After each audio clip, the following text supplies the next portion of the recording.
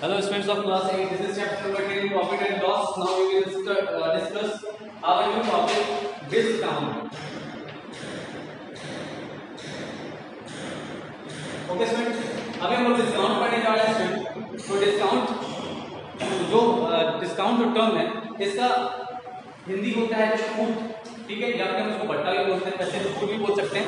तो आप लोगों ने लेट सपोज कि आप सभी लोग मॉल जाते होंगे, मार्केट जाते होंगे, तो मॉल जाने पर आप लोग देखते होंगे लिखा होता है डिस्काउंट या सेल। वो सेल क्या है? वो डिस्काउंट है। वो सेल जो है वो क्या है? एक डिस्काउंट है। डिस्काउंट मतलब होता है छूट। जब किसी प्रोडक्ट पे हमें छूट मिल रहा हो, मतलब कुछ बेनिफिट मिल रहा हो, तो आखिर वो बेनिफिट क्यों मिलता है, कैसे मिलता है, उसे उस बेनिफिट को देने के बाद क्या उस शॉपकीपर को, उस मॉल वाले को कोई नुकसान नहीं होता।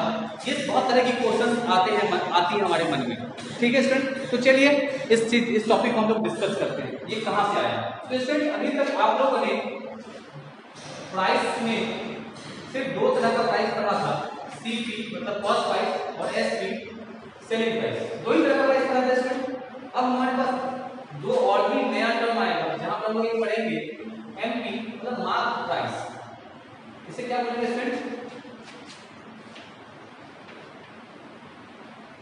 Mark price. एंड एक आएगा हमारे पास लिस्ट प्राइस। क्या आएगा स्टूडेंट? List price. तो स्टूडेंट ये मार्क प्राइस और ये लिस्ट प्राइस क्या होता है वो ध्यान दीजिए। तो मार्क प्राइस स्टूडेंट कभी भी आप लोगों ने कभी भी आप जब मॉल में गए होंगे या कोई दुकान पे जाते हैं तो किसी भी आर्टिकल के साथ, कोई भी मान लीजिए कोई भी सामान खरीद रहे हैं, तो उस आर्टिकल के साथ एक छोटा सा, कोई भी आर्टिकल के साथ एक छोटा सा इस तरह का टैग बना होता है जिसपे लिखा होता है MRP या इतना, उसमें 400 डाल दिए, क्या डालते हैं इसमें 400 डालते हैं, इस तरह से टैग बना हुआ होता है। ओके स्टूडेंट, तो ये क्या होता है, किसी भी आर्टिकल पे कोई भी सामान जो हम खरीदने जा रहे हैं उस आर्टिकल पर जो छोटा सा टैग बना हुआ है, ये क्या है? एक्चुअली एक छोटा सा टैग है और उस टैग पे जो उसकी कीमत लिखी है that is the mark price. वो क्या है? मार्क प्राइस है। किसी भी आर्टिकल पर जो हम लोग दुकान पे या फिर मॉल पे जाके खरीदते हैं उस आर्टिकल पे छोटा सा टैग बना हुआ होता है और उस टैग पे जो कीमत लिखी हुई होती है उस कीमत को हम लोग मार्क प्राइस बोलते हैं। इसे ही हम क्या बोलते हैं? मार्क प्राइस बोलते हैं। ओके, याद रखिएगा ये क्या है? मार्क प्राइस है।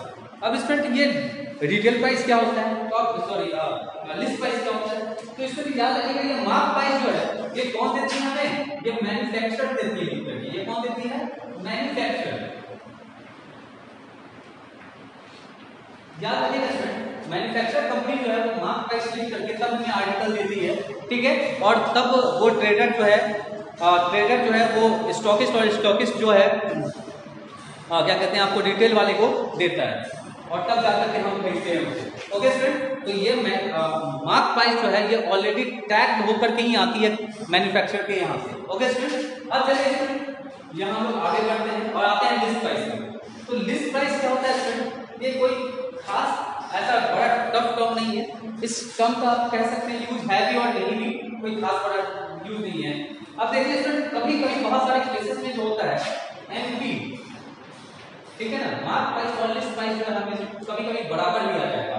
आपके सामने क्या होगा, ये दोनों कभी कभी बराबर भी दिया हो सकता है। याद रखिएगा ये मार्क प्राइस और लिस्ट प्राइस जो है कभी कभी हमारे पास बराबर भी दिया होगा, इक्वल भी होता है, कभी कभी होता है इक्वल ऐसा, ठीक है, हर कंडीशन में नहीं होता, लेकिन कभी कभी अलग होता है। वो किस कंडीशन में होगा वो मैं बताता हूँ आपको। लेट्स सपोज स्टूडेंट कि एक मैन्युफैक्चरर कंपनी जो है कोई प्रोडक्ट बनाई और उस प्रोडक्ट को उसने क्या किया, किसी ट्रेडर को दे दिया, ठीक है। तो जब उसने क्या किया, किसी ट्रेडर को दे दिया, वो ट्रेडर क्या करता है, उस अपने से छोटे स्टॉकिस्ट को या फिर सीधा रिटेलर को दे देता है और फिर वहां से हम खरीदते हैं। तो एक्चुअली में मैन्युफैक्चरर कंपनी जो है जब कोई प्रोडक्ट एक ट्रेडर को देती है तो वो ट्रेडर वो प्रोडक्ट पे क्या करती है, एक इस तरह का मार्क प्राइस का एक टैग लगा करके देती है। ओके स्टूडेंट, क्या करती है? मार्क प्राइस का एक टैग लगा करके ऑलरेडी देती है, लेकिन साथ में एक लिस्ट प्राइस भी देती है। एक लिस्ट बना हुआ प्राइस लिस्ट बना हुआ, ये लिस्ट होता है और वो लिस्ट बना हुआ प्राइस का जो है लिस्ट होता है वो उस ट्रेडर्स को देती है।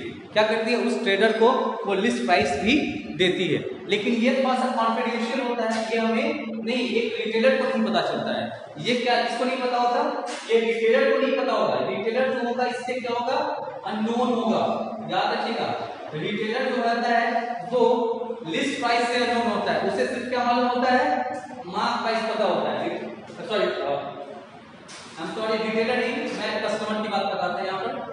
सॉरी, कस्टमर जो है, हम अगर कस्टमर हैं तो हमें कभी भी लिस्ट प्राइस जो है वो पता नहीं होगा। हमें सिर्फ पता होगा क्या? मार्क प्राइस ही पता होगा। ओके, याद रखिएगा कि किसी भी कस्टमर को लिस्ट प्राइस नहीं पता होता है। कभी कभी ऐसा भी कंडीशन आता है कि रिटेलर को भी लिस्ट प्राइस नहीं पता होता है। रिटेलर भी कभी कभी क्या हो जाते हैं? उससे अननोन रह जाते हैं। अब ये क्यों होता है? तो जब एक मैन्युफैक्चरर कंपनी एक लिस्ट प्राइस क्या कहते हैं, एक ट्रेडर्स के लिए जब जारी करती है तो वो ट्रेडर्स उस लिस्ट प्राइस को, वो लिस्ट प्राइस उसका कॉन्फिडेंशियल है, वो क्या करेगा? उस लिस्ट प्राइस को रख लेगा अपने पास, मैंने आपको बताया था। और वो मार्क प्राइस पे, जो मार्क प्राइस मतलब कि जो टैग लगा हुआ कंपनी से आया है किसी प्रोडक्ट पे, उस प्रोडक्ट के टैग को या तो चेंज कर देगा या फिर उस मार्क प्राइस को, या तो उस टैग को चेंज कर देगा या फिर मार्क प्राइस को का प्रिंट चेंज कर सकता है। इसको किसी ना किसी तरीके से वो क्या करेगा? चेंज कर देगा। जब उसको ज्यादा बेनिफिट करना है, या फिर मान लो कि एक ट्रेडर जो है उस पर कुछ इन्वेस्टमेंट ज्यादा कर रहा है, किसी भी तरीके का कोई इन्वेस्टमेंट हो सकता है, वो बहुत रहा है, तो कोई भी इन्वेस्टमेंट कर रहा है उस प्रोडक्ट पे, ठीक है, या फिर उसको किसी तरह का लॉस लगा है, तो उस लॉस को वो मतलब क्या कहते हैं, उस लॉस को जीरो करने के लिए वो क्या कर सकता है कि इस एमपी को, मार्क प्राइस को वो क्या करेगा? चेंज करेगा। तो आप आपके दिमाग में ये चीज होगा तो लिस्ट प्राइस के बाद वो मार्क प्राइस को क्यों चेंज कर रहा है? तो ऑफकोर्स इसलिए मार्क प्राइस को चेंज कर रहा है कि मार्क प्राइस जब हम बढ़ा देंगे तो मार्क प्राइस तो ऐसे भी मैक्सिमम रिटेल प्राइस होता है, तो अगर जितना बढ़ा दिया उतना में बिक गया कोई प्रोडक्ट तो भी बढ़िया है, नहीं थोड़ा कम में भी आएगा तो जो इस पर लिखा हुआ है उतना में तो बिक ही जाएगा, मतलब पहले से जो लिखा हुआ था उतना तक तो बिक ही जाएगा। तो लिस्ट प्राइस और मार्क प्राइस मैक्सिमम केस में बहुत टाइम क्या होता है कि दोनों आपस में इक्वल होता है, तो इस कारण से, और कभी कभी थोड़ा सा डिफरेंसेस होगा। तो लिस्ट प्राइस एक कॉन्फिडेंशियल प्राइस रखते हैं ये लोग, जो एक मतलब कम से कम आप इतना में बेच सकते हैं, इससे कम में आप नहीं बेचेंगे।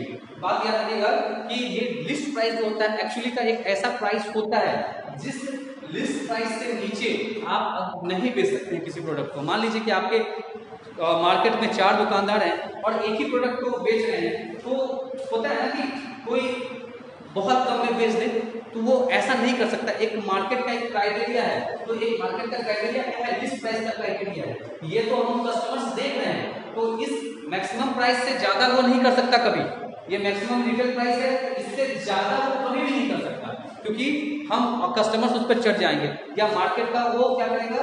रूल्स तोड़ेगा। उसी तरह से लिस्ट प्राइस जो होता है एक कॉन्फिडेंशियल प्राइस होता है, जिसके तहत अगर वो रिटेलर को पता है तो रिटेलर उससे कम कीमत पे उसे नहीं बेच सकता है। अगर ऐसा करेगा तो मार्केट में रिवॉल्ट होगा, उस दुकानदार को पर मतलब कंपनी के थ्रू या फिर किसी तरह से प्रेशर बनाया जाएगा कि आप लिस्ट प्राइस से नीचे नहीं बेच सकते। क्योंकि अगर कोई मतलब मान लीजिए शॉपकीपर, कोई मॉल वाला अगर कोई भी मतलब एक लिस्ट प्राइस से नीचे किसी चीज को बेच रहा है तो ऑफकोर्स वो अपने आप में घाटा लगा रहा है, खुद का घाटा लगा रहा है। लेकिन खुद का घाटा लगाने के साथ साथ दूसरे जो दुकानदार है उनका भी कस्टमर टूटेगा, क्योंकि ऑब्वियसली सी बात है जहां कोई प्रोडक्ट सस्ता मिलेगा वो वहां जाएगा। तो एक लिस्ट प्राइस भी एक मिनिमम प्राइस होता है जिससे नीचे आप जाकर के किसी चीज को नहीं बेच सकते, ठीक है। तो कभी कभी लिस्ट प्राइस और मार्क प्राइस क्या होता है? सेम लिया जाता है। तो ऐसे कंडीशंस में जब ट्रेडर्स को ज्यादा बेनिफिट उठाना हो तो वो क्या करेगा? या तो मार्क प्राइस का टैग चेंज कर देगा या फिर वहां पर प्रिंट चेंज कर देगा, या फिर आप कपड़ों की दुकान में आप जाते होंगे तो अक्सर देखते हो कि उसमें मैनुअल भी लिखा हुआ आता है, जो क्या कहते हैं प्राइस टैग होता है। तो वो क्या हुआ? एक्चुअली उसने मार्क प्राइस को बढ़ा दिया हुआ है और फिर उस पर आपको 500 रुपए की और 100 रुपए की छूट भी दे दे, उससे उसको कोई फर्क नहीं पड़ता है। तो याद रखिएगा सर लिस्ट प्राइस और मार्क प्राइस क्या होता है। अब याद रखना है सर कि मार्क प्राइस जो होता है कभी भी डिस्काउंट जो होता है वो हमें कब कहाँ मिलता है, मार्क प्राइस पे मिलता है, क्योंकि ये मैक्सिमम रिटेल प्राइस होता है कि मतलब ये सबसे ज्यादा कीमत वो कीमत है जिस पे आप इसको बेच सकते हैं, उससे ज्यादा में आप नहीं बेच सकते। तो एक दुकानदार जो कोई प्रोडक्ट खरीद के लाता है तो उसके पास तो ऑलरेडी एक लिस्ट प्राइस होता है, ठीक है, लेकिन वो लिस्ट प्राइस से भी कम में उसी चीज को खरीद के लाता है।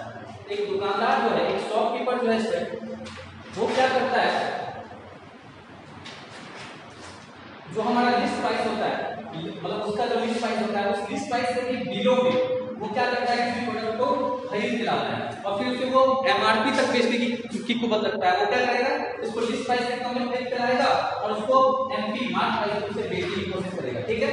लेकिन कभी कभी क्या होता है कि एक दुकानदार एक मॉल वाले का कोई कुछ प्रोडक्ट पुराना हो जाता है या फिर वो प्रोडक्ट फंसा रह जाता है, तो सब चीज की वैलिडिटी है, सभी चीजों की, चाहे हम कुछ भी करें, अगर कपड़ा भी ज्यादा पुराना हो गया तो उसकी वो मजबूती नहीं रहती, वो ज्यादा दिन तक नहीं टिक पाता। तो ऐसे कंडीशन में जब पुराना स्टॉक खाली करना होता है किसी दुकानदार को, तो वो वैसे कंडीशन में वो क्या करता है, उसको डिस्काउंट देता है। वो क्या करता है, डिस्काउंट। तो जब भी हम लोग देखते हैं कि डिस्काउंट वाली बात आती है कहीं पर, तो वो याद रखिएगा वो अपना ओल्ड स्टॉक को चाह रहा है निकालना। तो ओल्ड स्टॉक को निकालने के लिए वो क्या करता है, जो उसका मैक्सिमम रिटेल प्राइस उसको कंपनी ने दिया था उसके साथ तो वो छेड़छाड़ कर नहीं सकता है, और अगर वो छेड़छाड़ किया भी है तो वो एमआरपी लिख करके ही करेगा।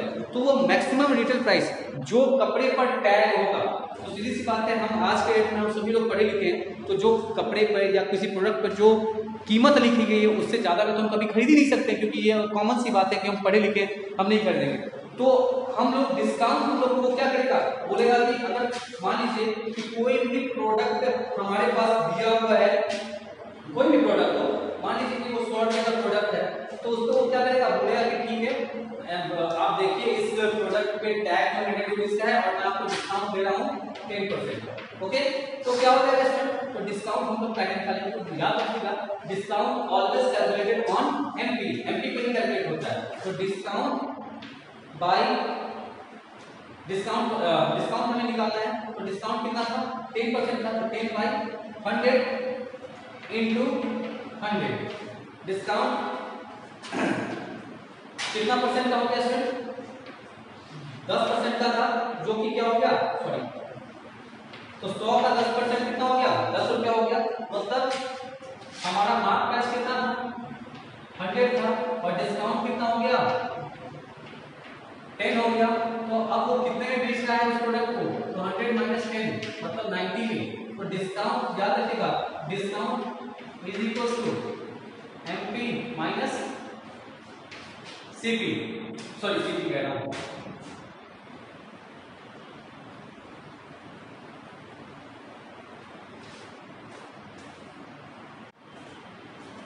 MP minus SP. अगर मान लीजिए एसपी निकालना है तो MP minus discount, okay student. और अगर एमपी ही निकालना है हमें तो डिस्काउंट प्लस एसपी। ये 3 फॉर्मूला याद रखेंगे। और इस चैप्टर का जो भी एग्जांपल्स है आप लोग एग्जांपल्स ऑफ 10